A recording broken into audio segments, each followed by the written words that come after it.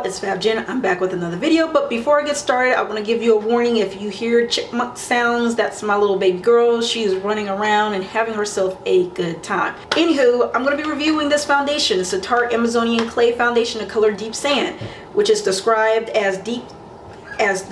for deep skin with yellow undertones. And it's 1.7 fluid ounces. I think it's about $38. I'll have that price listed in the screen. It comes in an abundance of shades, which I like, which is always a thumbs up. It comes in a purple glossy packaging, and the color that's inside the bottle matches the color that's on top of the lid, so every lid is going to look different here. Mine is obviously in this kind of caramel color here. All of the bottles are brown with a wood screw top, which this is actually a squeeze out tube packaging, so you have to squeeze it out, but it's easy to control. And then on the front here, there's a leaf showing you what the actual foundation looks like inside, as well as a strip here that shows you what the inside of the bottle looks like, or actually what the foundation looks like. So it can also be used to gauge how much foundation you have left, which I do like. Let me start off by saying, just because this doesn't work for me, or if it does work for me, it's going to work for you or not work for you, if that makes any sense.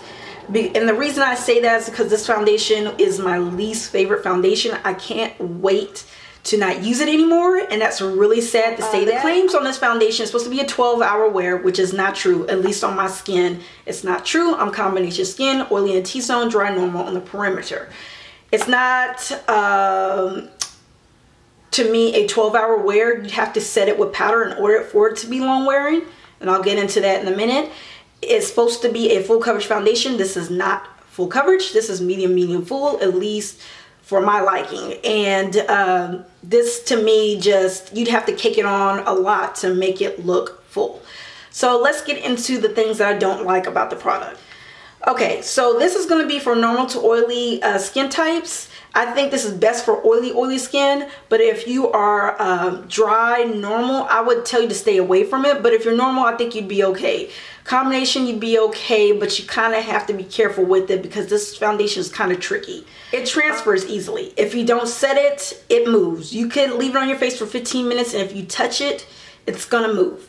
That's what I noticed. And I prep and prime, and I take care of my skin. Y'all know that. And this sucker still moves. Even on the brush, when I go back to like blend in my contour, it's still damp on the brush. Like, that's crazy to me. So usually the foundations are dry and you really don't have a whole lot of foundation left on the brush.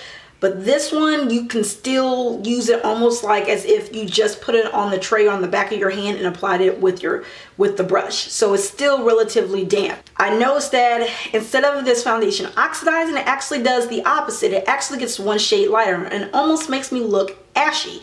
Now, I don't know if that's the Amazonian clay or the SPF or a combination, but I do get slightly lighter, and I have to correct that with a powder. It does photograph well, that's a positive, and it does look good in DSLR, high performance cameras, and in camera phones.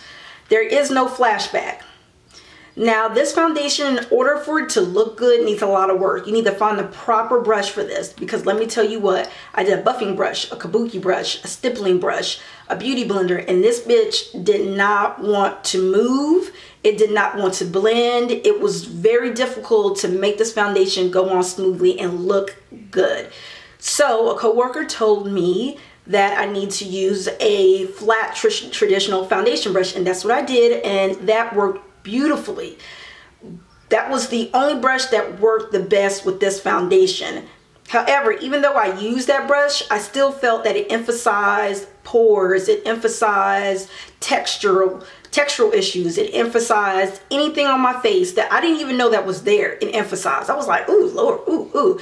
I think that had to be in combination with the fact that it was one shade lighter and the fact that it's really a dry, like a liquid powder, so to speak, but not in a good way, a liquid dry powder, and it just didn't look good on the skin. In my opinion. This also needs lots of powder. In order for it to look like this, like right now, y'all probably like, this looks beautiful. That's because I packed on a lot of powder. Underneath the eyes, T-zone, everything. In order for this to look good, you would need a really nicely finely milled powder in order to kind of fill in the gaps and smooth everything out. This foundation does not blur anything. If anything, it's going to emphasize stuff, just to let you know.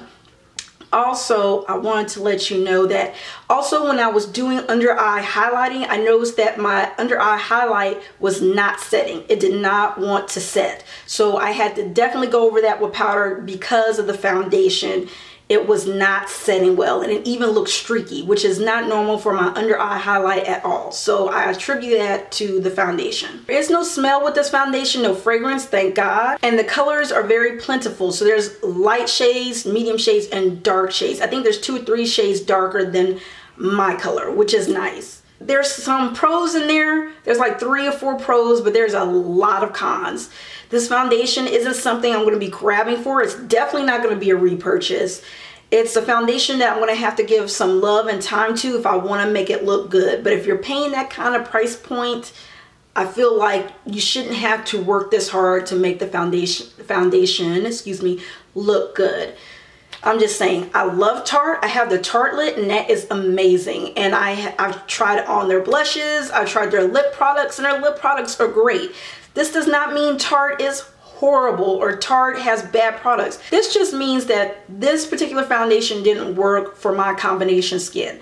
I think this is best for oily skin. However, if you're normal combination, I think you can get away with it. You can mix like the Tarte Maracuja oil in it, and that helped when I did do that one time when I felt it was too dry.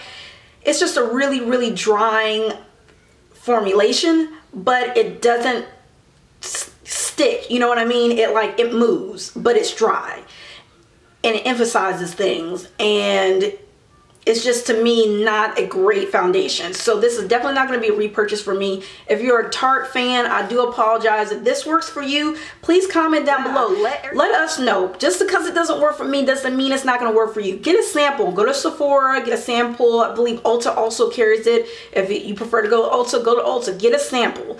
Test it out and see how it works for your skin. It just didn't work out for me. So this is not something I'm going to repurchase. This is something I'm going to bury down in my foundation drawer and move on to the next. I'm so happy to be done with this because I've had this for about 2 weeks. And I've been trying to record this in natural daylight, and I've just been busy. So I'm super happy that this is over with. But if you have any questions, please feel free to ask, rate, comment, and subscribe if you like. And I will talk to you guys later. Bye.